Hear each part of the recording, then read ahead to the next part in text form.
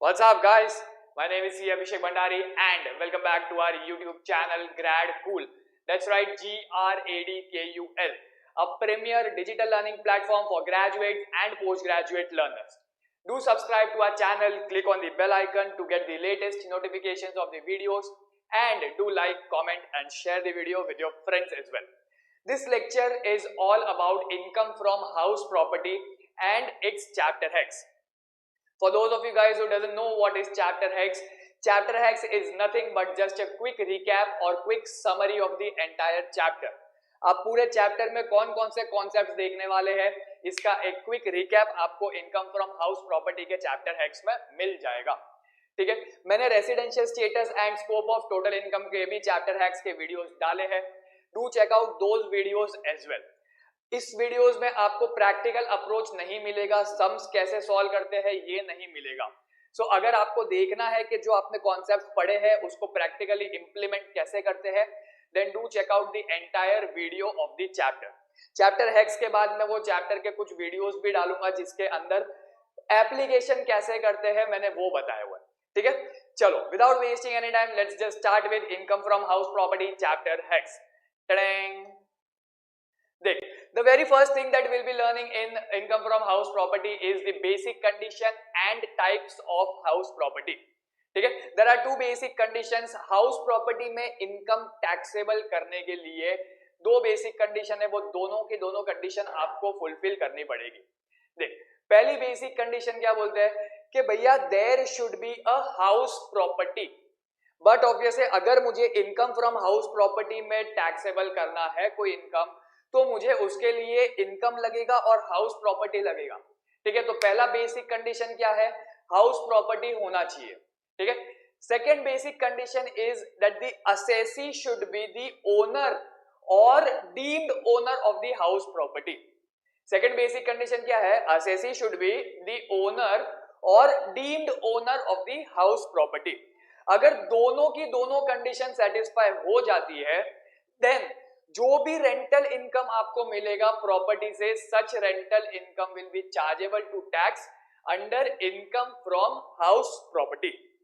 ठीक है, if both the conditions are satisfied the rental income will be taxable under income from house property. अभी देख, house property है ना basically तीन टाइप की होती है. There are three types of house properties. सबसे पहला is let out property. Let out property मतलब वो प्रॉपर्टी जो मैंने खरीदा है और उसको भाड़े पे दिया है. ठीक है, विच इज वेरी कॉमन, आप लोगों को भी पता है. कुछ लोगों ने प्रॉपर्टी भाड़े पे दी होती है, कुछ लोग प्रॉपर्टी में भाड़े पे रह रहे होंगे. ठीक है, तो बेसिकली लेट आउट प्रॉपर्टी मतलब वो प्रॉपर्टी जो मैंने बीइंग एन असेसी खरीदी है एंड उसको भाड़े पे दे दिया है, जिसका मुझे हर महीने रेंट मिलता है. ठीक है, now such late out property is always taxable under income from house property. Let out property अगर आपको क्वेश्चन में दिखता है, it is always taxable under income from house property. Second आता है तुम्हारा सेल्फ ऑक्यूपाइड प्रॉपर्टी, एसओपी. अब self occupied property के ना दो चीज हो सकती है. पहला ये कि भैया मैंने उसको बिजनेस या प्रोफेशन के लिए यूज किया है, और दूसरा ये या तो मैं उसमें रह रहा हूं या फिर वो ऐसे ही खाली पड़ा है. ठीक है, सेल्फ ऑक्यूपाइड प्रॉपर्टी के साथ दो ही चीज हो सकती है. पहला, या तो मैंने उसको बिजनेस या प्रोफेशन के लिए यूज किया है, दूसरा मैं उसमें रह रहा हूं या फिर वो ऐसे ही खाली पड़ा है. रेंट पे दे दिया तो वो लेट आउट में चला जाएगा. ठीक है, खाली पड़ा है तो it will still be treated as self occupied property. अभी देख, अगर बिजनेस या प्रोफेशन के लिए मैं सेल्फ ऑक्यूपाइड प्रॉपर्टी यूज कर रहा हूं ना, तो उस केस में वो इग्नोर हो जाएगा. अगर आपको क्वेश्चन में दिखता है there are three house properties, one is used for business profession, other one is used for residence and third one is used for let out purpose, then business और profession वाला जो पार्ट रहेगा ना उसको आप इग्नोर कर दोगे, avoid कर दोगे. आप खाली सेल्फ ऑक्यूपाइड प्रॉपर्टी और लेट आउट प्रॉपर्टी पे ही फोकस करोगे. ठीक है, तो if the SOP is used for business और profession related then it will be ignored. अगर वो self occupied property self residing purpose के लिए, खुद के रहने के लिए, तो उस केस में only two self occupied properties are exempt from tax. मतलब क्या, being an assessee I can own two properties and declare both the properties as self occupied property. उस केस में दोनों की दोनों सेल्फ ऑक्यूपाइड प्रॉपर्टी टैक्सेबिलिटी में नहीं आएगी, it will be exempt from tax. ठीक है. More than 2 self occupied properties अगर हुई ना, अगर मेरे पास more than 2 self occupied property है तो उस केस में कोई भी 2 property will be exempt and remaining self occupied property will be treated as deemed let out property. DLOP, deemed let out property मतलब क्या? Such property which is not actually let out, but for the purpose of income tax it is treated to be let out or it is deemed to be let out. ठीक है. Deemed let out property मतलब वो मेरी self occupied property ही है, but वो more than 2 वाले criteria में आ जाती है. Therefore income tax क्या बोलता है? तुम कोई भी 2 प्रॉपर्टी को एग्जेम्प्ट करो, उसके बाद जितनी भी प्रॉपर्टी बची है हम सारी की सारी प्रॉपर्टी पे टैक्स लेंगे. ठीक है. कैसे टैक्स लेंगे? It will be assume that such property is let out and the tax treatment would be same as LOP. समझ में आ गया? ठीक है. 2 बेसिक कंडीशन है. हाउस प्रॉपर्टी होनी चाहिए, assessee should be the owner और the deemed owner. Next 3 type की हाउस प्रॉपर्टी है. LOP always taxable, SOP for business profession ignore, SOP for self residence if up to 2 SOP it is exempt. More than 2 SOP है तो only 2 SOP will be exempt and balance self occupied property will be treated as deemed let out property. ठीक है. ये लड़ हो गया. Next अपन इसके अंदर देखेंगे that will be format to solve the sum. अभी देख, इनकम फ्रॉम हाउस प्रॉपर्टी का सम सॉल्व करने के लिए ना एक स्टैंडर्ड फॉर्मेट है. ये स्टैंडर्ड फॉर्मेट जो आपको आपकी स्क्रीन पे दिख रहा है ना, अगर आप इस फॉर्मेट के हिसाब से सम सॉल्व करेंगे तो it will be very easy for you guys. क्यों? बिकॉज आप लोगों के टेक्स्ट बुक में, आप लोगों की नोट्स में जो दिया है ना फॉर्मेट, वो सब डेटा के हिसाब से चेंज हो रहा है. क्वेश्चन में जो डेटा दिया है ना, वो डेटा के हिसाब से आपका फॉर्मेट चेंज हो रहा है.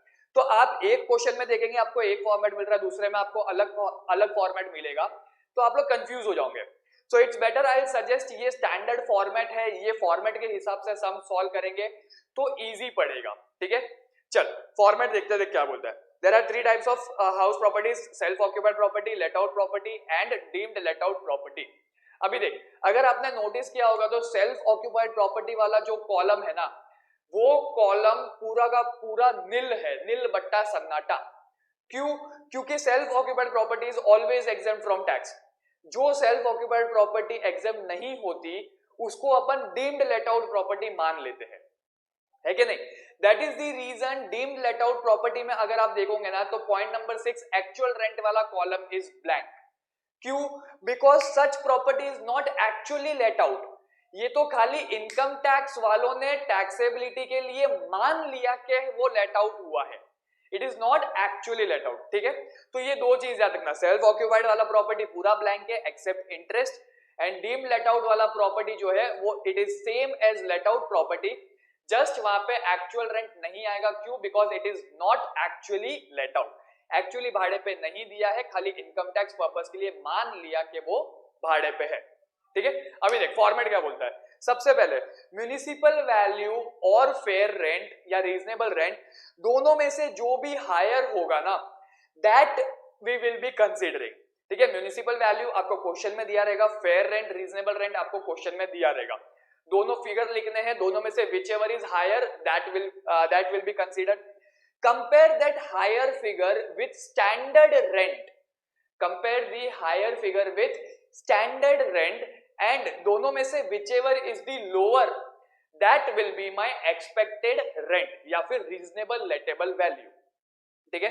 अभी देख, municipal value, fair rent, whichever is higher that will be compared with standard rent, whichever is lower this will be my expected rent or reasonable lettable value. ठीक है. Compare the expected rent with actual rent, दोनों में से whichever is higher that will be my GAV. समझ में आया? Gross annual value कैसे निकालते हैं? Municipal value, fair rent, whichever is higher. Compare the higher amount with standard rent, whichever is lower, that lower amount will be my expected rent. Compare the expected rent with actual rent, whichever is higher that amount will be my gross annual value। ठीक है, अब एक बार तुमको GAV मिल गया, उसमें से minus municipal taxes which are paid by the owner only. ये बहुत इंपॉर्टेंट है। Municipal taxes paid by tenant, ignore. Municipal taxes not paid in the current year, ignore. Municipal taxes of the previous years which were not paid then is now paid, consider such amount also. जो भी amount owner ने पे किया है या tenant को reimburse किया है वो सारा का सारा माइनस हो जाएगा। ठीक है, प्रोवाइडेड एक्चुअली पे करना चाहिए। क्लियर है? म्युनिसिपल टैक्सेस माइनस करने के बाद फ्रॉम द GAV अपन को क्या मिलेगा? Will be getting net annual value, that is NAV। For self occupied property NAV is always nil. ठीक है, for self occupied property NAV is always nil. For deemed let out property actual rent is always nil। Clear है? Gate हो क्या? देख, एक बार net annual value मिल गया, उसमें से we will be reducing deduction under section 24। Section 24 में दो डिडक्शन है, 24A एंड 24B। 24A बोलता है 30% of NAV। Whatever NAV you will be getting उसका 30% स्ट्रेट अवे डिडक्ट हो जाएगा। क्यों 30%? ये तुम्हारा स्टैंडर्ड डिडक्शन है। 30% क्या बोलता है कि भैया तुमको हाउस प्रॉपर्टी में म्युनिसिपल टैक्सेस के अलावा कोई भी एक्सपेंस का डिडक्शन नहीं मिलेगा। क्यों? Because all such expenses are considered into 30%। ठीक है, तुम प्रॉपर्टी का इलेक्ट्रिसिटी ले लो, तुम माइनस नहीं कर सकते। तुम उसके बाद एनुअल मेंटेनेंस चार्जेस ले लो, तुम माइनस नहीं कर सकते। तुम ग्राउंड रेंट ले लो, माइनस नहीं कर सकते। इंश्योरेंस ले लो, माइनस नहीं कर सकते। रिपेयर्स ले लो, माइनस नहीं कर सकते। All such expenses are cumulatively considered into 30% of NAV। Therefore आप लोगों को जो भी NAV मिलेगा वो NAV में से 30% माइनस कर देना। And lastly interest on loan वो भी माइनस हो जाएगा। ठीक है, अभी नेक्स्ट अपन इंटरेस्ट ऑफ लोन ही देखेंगे। लास्ट में आप लोग क्या करोगे? आपको क्वेश्चन में अगर कहीं पे भी अनरियलाइज्ड रेंट या अरियर्स ऑफ रेंट दिखता है, ठीक है, तो उसका 70% आप वापस एड बैक कर दोगे। Again arrears of rent and unrealised rent recovered ये अपन आगे देखेंगे। So let's just not stress on it right now. ठीक है, अभी के लिए अपन इंटरेस्ट पे और अनरियलाइज्ड रेंट रिकवर्ड पे स्ट्रेस आउट नहीं करते, खाली फॉर्मेट पे फोकस करते हैं। ठीक है, फॉर्मेट क्या बोलता है? Municipal value fair rent whichever is higher, compare that higher with the standard rent, whichever is lower, that lower amount will be my expected rent। ठीक है, compare expected rent with the actual rent, whichever is higher, this will be my GAV, gross annual value। reduce municipal taxes paid by the owner only from the GAV, we will be getting net annual value, that is NAV। ठीक है, reduce 30% of NAV as standard deduction and interest on loans वो भी minus हो जाएगा। and lastly you will be adding back unrealized rent or arrears of rent recovered। तो आपको finally क्या मिल जाएगा? Income from house property. अगर आप लोग देखोगे तो सेल्फ ऑक्यूपाइड के केस में income from house property either it will be nil और it will be negative, it will never be positive. ठीक है, I repeat, self occupied property का जो फाइनल इनकम आएगा it will never be positive, या तो वो नील होगा या फिर वो नेगेटिव होगा। ठीक है, समझा? चल फॉर्मेट के बाद नेक्स्ट देखते हैं इंटरेस्ट ऑन लोन। अभी देख, मैक्सिमम इंटरेस्ट कितना अलाउड है as a deduction under section 24। तो उसके लिए तुमको टाइप ऑफ हाउस प्रॉपर्टी पता करना काफी इंपॉर्टेंट है। You guys need to know कि तुम्हारा जो हाउस प्रॉपर्टी क्वेश्चन में दिया है ना वो कौन से टाइप का है, whether it is let out property और डीम्ड लेट आउट प्रॉपर्टी और it is self occupied property. एक बार तुमको टाइप मिल गया ना उसके बाद इंटरेस्ट कैलकुलेशन इजी हो जाएगा। ठीक है, इधर देख, सबसे पहले interest is allowed on payment और ड्यू बेसिस। मतलब क्या? अगर आपने इंटरेस्ट एक्चुअली पे कर दिया तो भी अलाउ हो जाएगा। इंटरेस्ट आपका आउटस्टैंडिंग है, ड्यू हो चुका है, पे नहीं किया तो भी अलाउ हो जाएगा। ठीक है, it is paid, it is allowed on paid और ड्यू बेसिस। नेक्स्ट, अगर आपका house property is let out property और deemed let out property, then there are no limits to the deduction. मतलब क्या, जितना आपने इंटरेस्ट पे किया या ड्यू हुआ पूरा का पूरा अलाउ हो जाएगा, ठीक है, without any limit, there are no maximum limits. ठीक है, लिमिट्स कहां आती है? लिमिट्स आएगी when your house property is self occupied. अभी देख, सेल्फ ऑक्यूपाइड प्रॉपर्टी में भी दो क्राइटेरिया है, ठीक है, आपने लोन किस चीज के लिए या किस पर्पस के लिए लिया है वो इंपॉर्टेंट है। There are only 4 purposes, that is purchase, construction, repairs और रेनोवेशन। इन चारों के अलावा अगर आपने लोन लिया है तो आपको उसके इंटरेस्ट का डिडक्शन नहीं मिलेगा, ठीक है। आपको डिडक्शन खाली 4 ही केस में मिलेगा, when the loan is taken for purchase, construction, repairs और रेनोवेशन, ठीक है। इन चारों के अलावा अगर आपने लोन लिया तो आपको डिडक्शन नहीं मिलेगा। अब अगर आपने परचेज या कंस्ट्रक्शन के लिए लोन लिया है, then maximum deduction that will be allowed is equal to ₹2 lakh. पूरे साल में आपको मैक्सिमम 2 लाख का ही डिडक्शन मिलेगा। नाउ अगर आपने 50,000 का इंटरेस्ट पे किया है तो 50,000 का डिडक्शन मिलेगा। 1,50,000 का इंटरेस्ट पे किया है तो 1,50,000 का डिडक्शन मिलेगा। 2,50,000 का इंटरेस्ट पे किया है तो मैक्सिमम 2 लाख का ही डिडक्शन मिलेगा, ठीक है।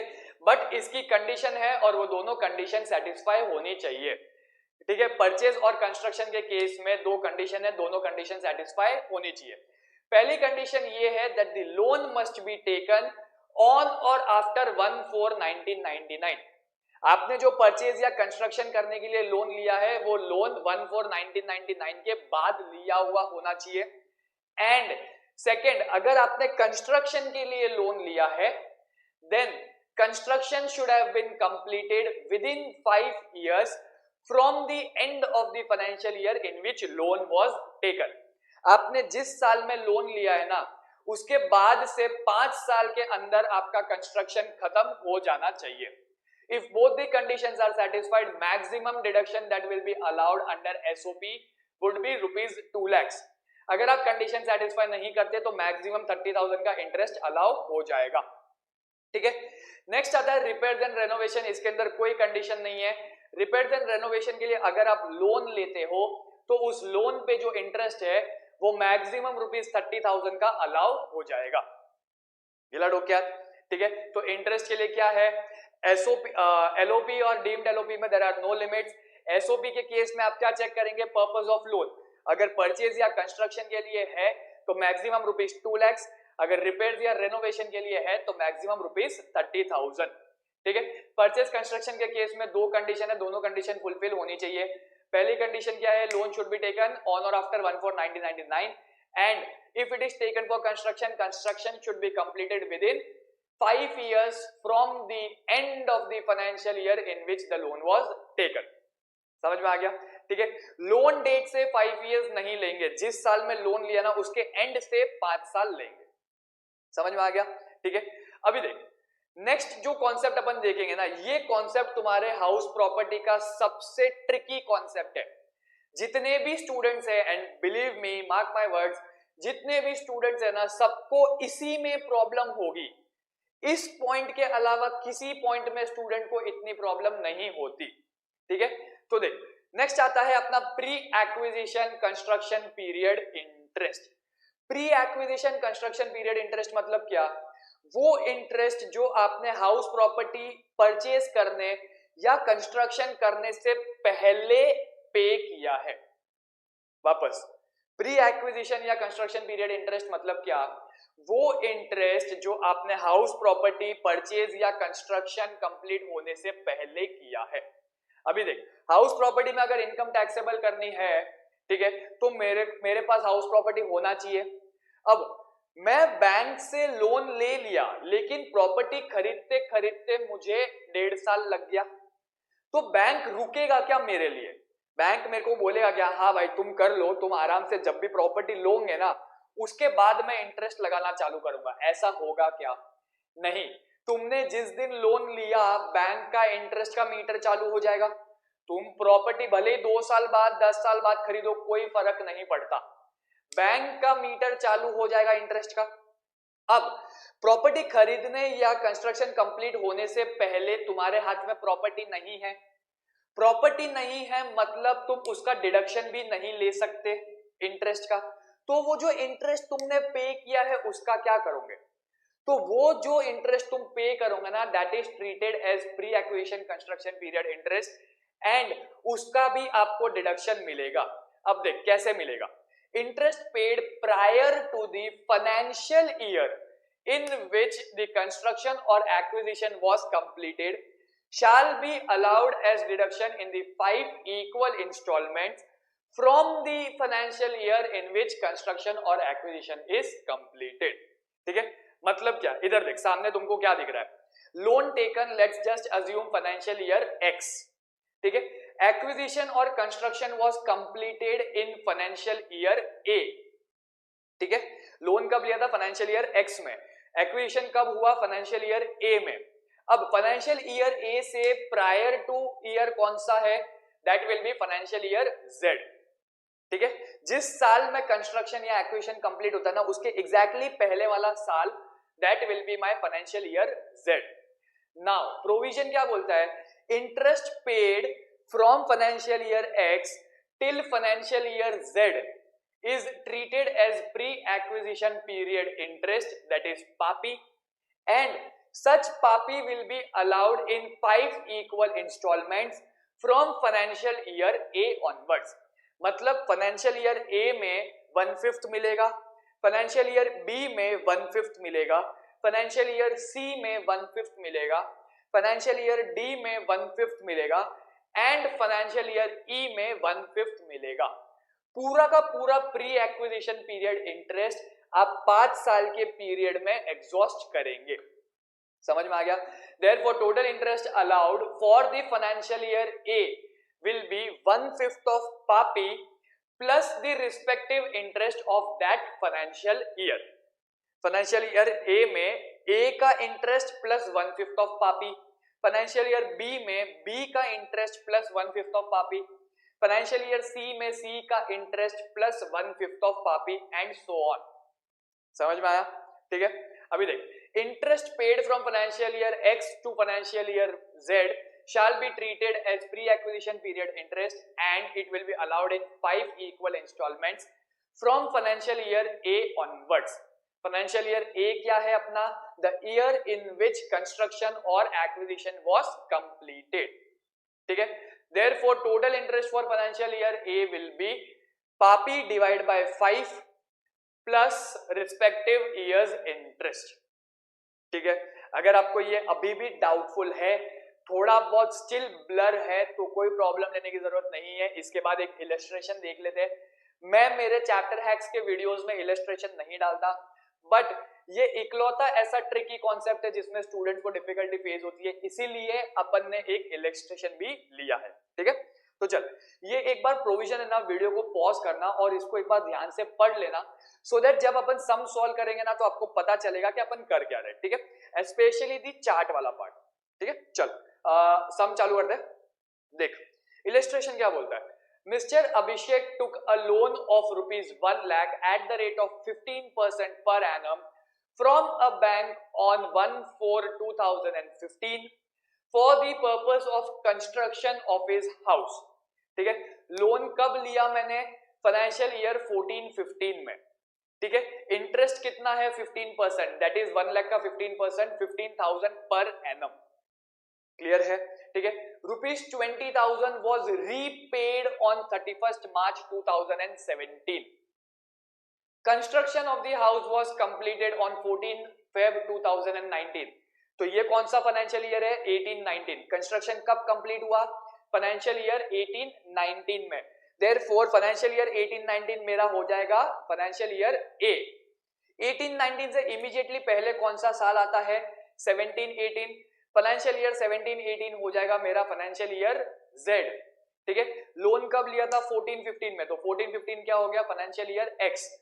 Therefore interest paid from financial year 14-15 till financial year 17-18 will be my pre-acquisition interest।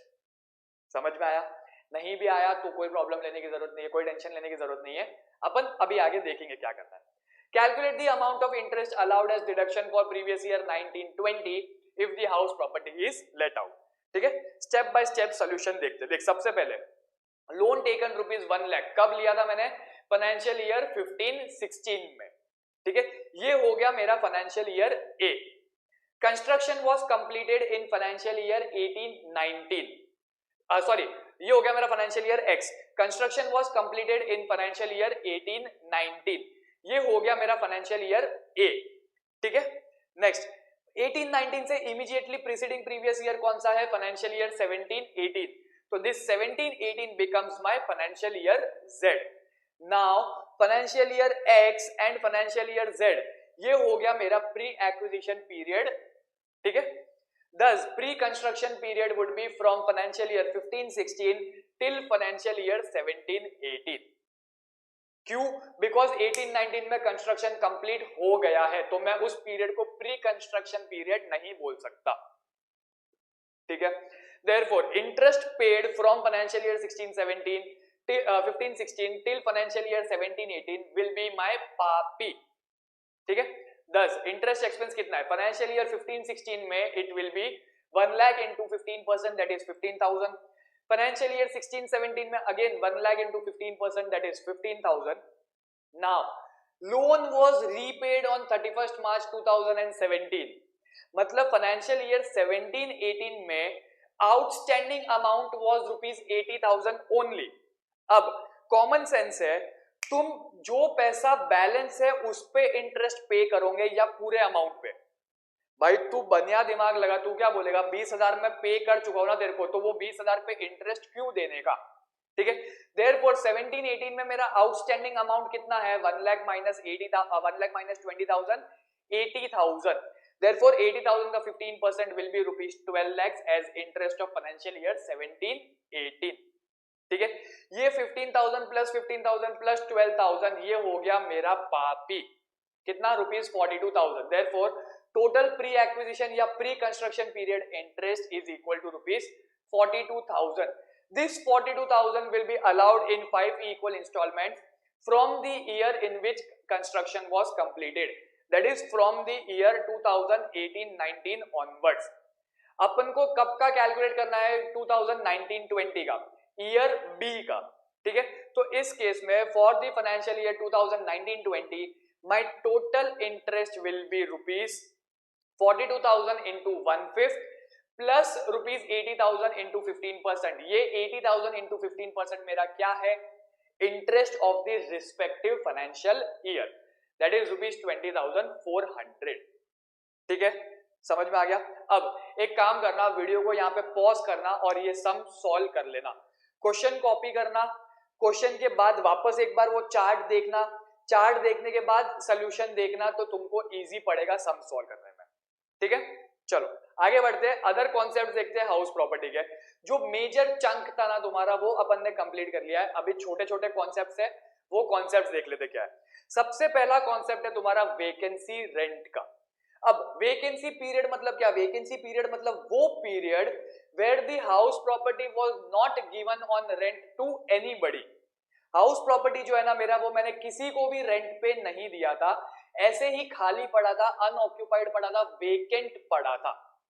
ठीक है, देयरफॉर अगर तुमको क्वेश्चन में वेकेंसी पीरियड दिखता है या तुमको ये बोला होता है that the property was unoccupied और vacant for so and so month, then for the purpose of comparing expected rent, ठीक है, एंड एक्चुअल रेंट, तुम एक्चुअल रेंट के साथ वेकेंसी रेंट को भी इंक्लूड करोगे। क्यों? अगर मेरा प्रॉपर्टी वेकेंट नहीं होता तो मेरा एक्चुअल रेंट ज्यादा होता ना, इसीलिए। तो इधर देख, when vacancy rent is given in the question, expected rent shall be compared with actual rent and vacant rent.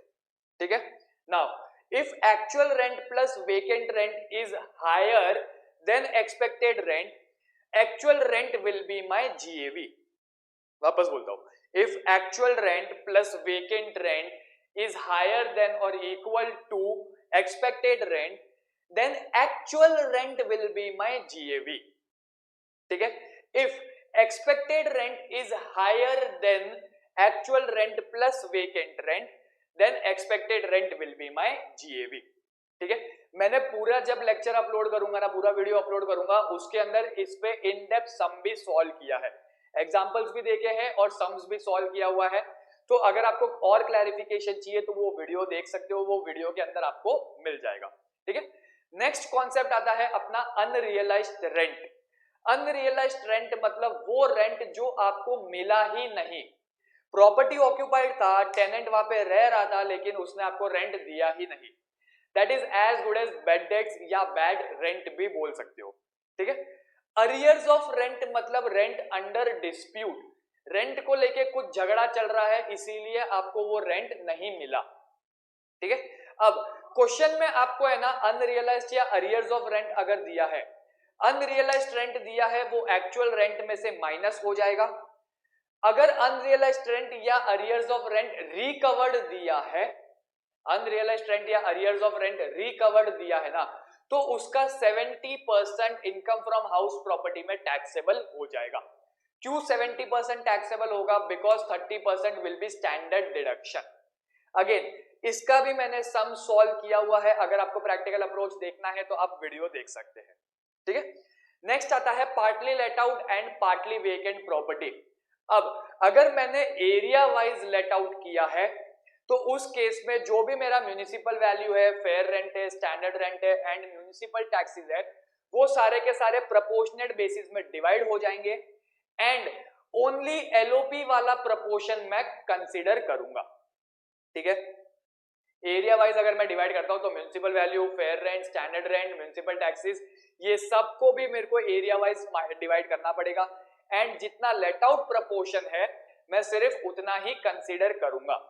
Actual rent को मैं डिवाइड नहीं करूंगा because actual rent is only for the late out property. ठीक है, अगर मैं property को time wise let out करता हूं तो उस केस में even if it is let out for 1 day it will be treated as LOP for the entire year. अगर मैं एक दिन के लिए भी प्रॉपर्टी को लेट आउट करूंगा वो पूरे साल के लिए मान लिया जाएगा कि लेट आउट प्रॉपर्टी है एंड उसका टैक्सेबिलिटी अकॉर्डिंगली होगा। क्लियर है? ठीक है, नेक्स्ट आता है कंपोजिट रेंट। अब कंपोजिट रेंट मतलब क्या? Sometimes there is a possibility कि you can not rent the precinct और you can not rent the house property without renting the other assets. मतलब क्या कि भाई प्रॉपर्टी से रिलेटेड है ना, फर्नीचर भी है, ठीक है, प्रॉपर्टी से अटैच्ड है, तो मैं ना फर्नीचर के साथ हाउस प्रॉपर्टी को भाड़े पे देता हूं, तो उस केस में अपन क्या देखेंगे, एग्रीमेंट सेपरेबल है कि नहीं है।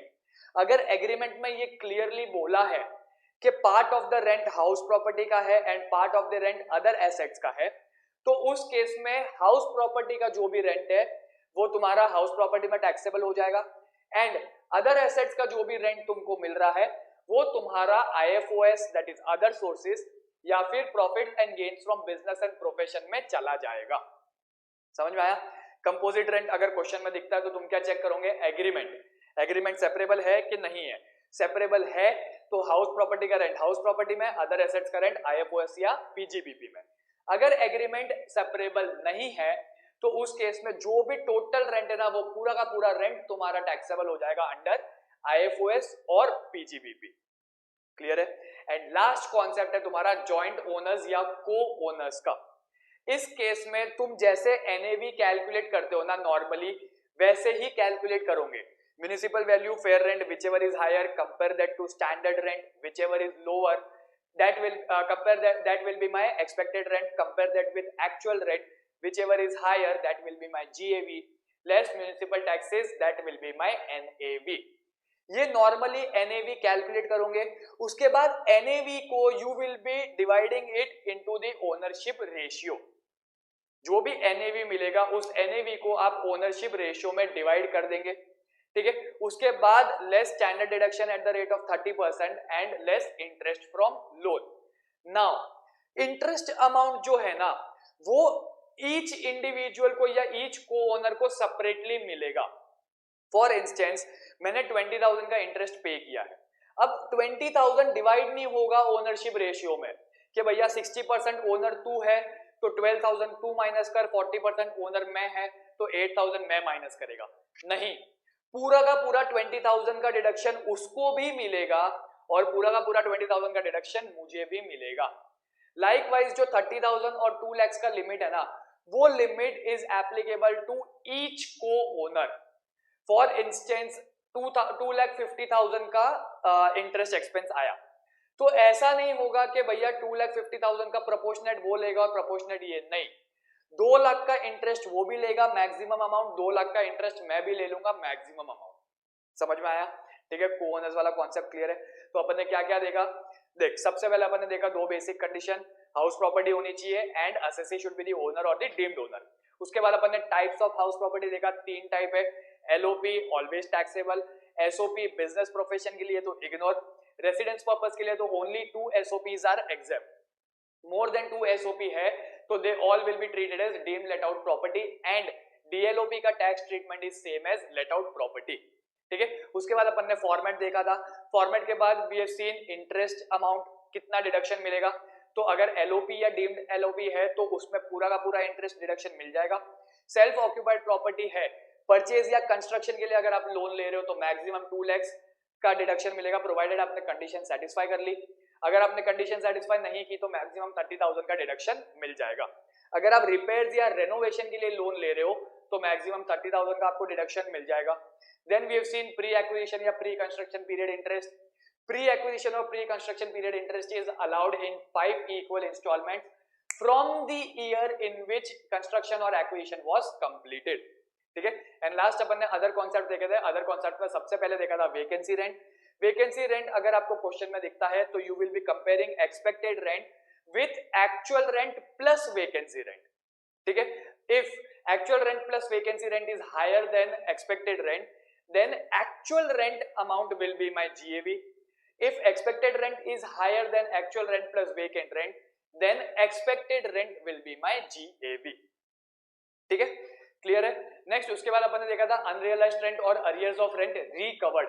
इफ अनरियलाइज्ड और arrears of rent is recovered then rent recovered into 70% will be my taxable amount.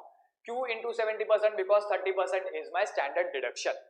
ठीक है, लास्ट नेक्स्ट अपन ने देखा था partly let out partly vacant. अगर मैं एरिया वाइज करता हूं तो प्रोपोर्शनेट बेसिस में डिवाइड हो जाएगा एंड जितना एलओपी वाला पार्ट है उतना ही लूंगा। अगर मैं टाइम वाइज करता हूं even if it is let out for 1 day it will be treated as let out property for the entire year. Sorry, ठीक है। Next composite rent. Composite rent मतलब हाउस प्रॉपर्टी के साथ मैं अदर एसेट्स भी दे रहा हूं और वो अदर एसेट्स का भी रेंट ले रहा हूं। If the agreement is separable then house property का rent will be taxable under house property and other assets का rent will be taxable under IFOS और PGBP।